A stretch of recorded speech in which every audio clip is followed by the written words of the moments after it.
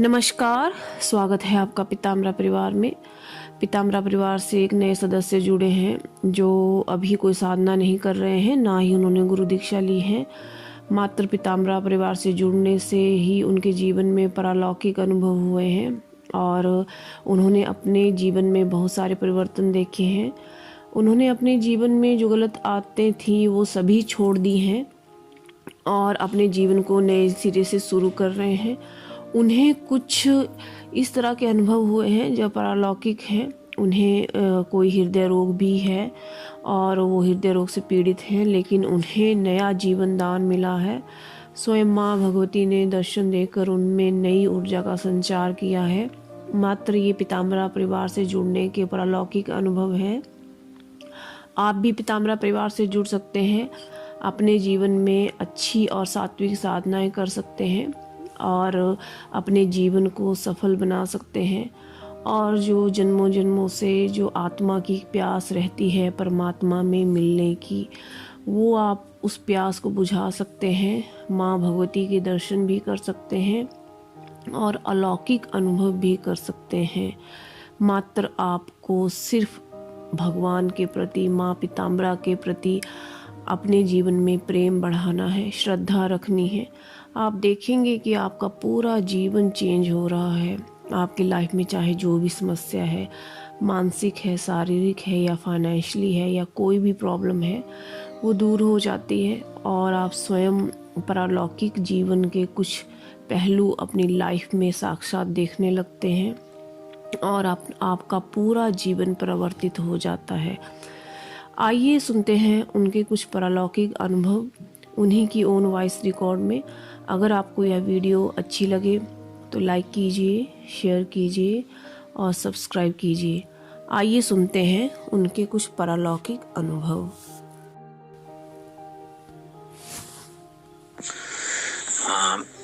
गुरु माँ, आपके चरणों में कोटि कोटि प्रणाम। जब से मैंने आपका YouTube पे माँ पीताम्बरा का वीडियो देखा है, तब से मेरे अंदर आपके प्रति और माँ के प्रति श्रद्धा जागी है। मेरे अंदर ये भी इच्छा है कि मैं माता का साधना करूं और उनके कृपा प्रसाद को पाऊं। मैं पहले आपसे मिलने से पहले मैं बहुत बिगड़ा हुआ था। रोज मैं शराब पीता था। जैसे ही मैं आपसे जुड़ा, वीडियो देखा, मेरी श्रद्धा जागी, तब से मेरी शराब पीना छूट गया। मैं एकदम नहीं पीता हूँ और उसके बारे में सोचता भी नहीं हूँ। तामसी प्रवृत्ति का था, लेकिन माँ के प्रति मेरी श्रद्धा जागृत हुई और मैं बदल गया। लेकिन उससे जो बड़ी प्रॉब्लम मेरे साथ में ये थी कि डेली मेरे सीने में दर्द होता था, पेट में दर्द होता था, बाएं साइड में। मैंने एक बार चेकअप भी कराया था तो हृदय रोग की शिकायत थी, हार्ट का प्रॉब्लम था, मुझे किडनी में भी प्रॉब्लम था। और मैं अपने घर वालों को नहीं बताया था ताकि वो लोग बहुत काफ़ी चिंतित होंगे और मैं भी इलाज नहीं करा रहा था। मेरे अंदर बस यही था कि मैं अब माँ की शरण में जा रहा हूँ और माता ही मेरे कष्टों को दूर करेंगी, और उसी आस पे अभी तक बैठा हूँ। मैं आपसे जुड़ता रहा, आपसे बात करता रहा। कल आपने अनुदान के बारे में बताया था, मैंने अनुदान इकट्ठा किया और उसे आपके चरणों में समर्पित भी किया। आज रात को ऐसी घटना मेरे साथ घटी कि आज रात को 4 बजे के लगभग मेरे सीने में, पेट में दर्द फिर स्टार्ट हो गया और मेरी बीपी फ्लक्चुएट करने लगी। मैं अकेले था, मेरे अगल बगल कोई नहीं था। बहुत घबरा रहा था कि क्या होगा, कहीं मुझे हार्ट अटैक का दौरा न पड़ जाए। उसी क्षण जैसे नींद खुली, उसी क्षण से मैं आपको भी याद कर रहा था कि मुझे गुरु मिली हैं और उनके सानिध्य में मुझे बहुत कुछ मिलेगा, जिससे मेरी दुनिया बिगड़ी संवर जाएगी।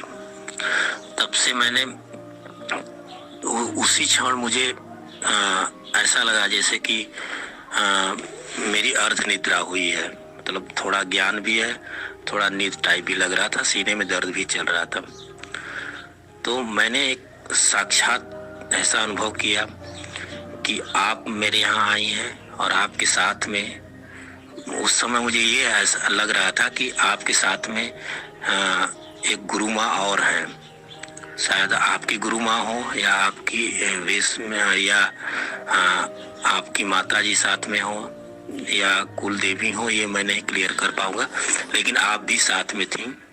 और एक आपके शिष्य कहें या आपके सानिध्य में कोई एक आदमी भी थे, वो भी सफेद वस्त्र में, और आप पीले वस्त्रों में थी, आपका पूरा वस्त्र पीला था, और साथ में जो माता जी थी उनका सफेद वस्त्र था।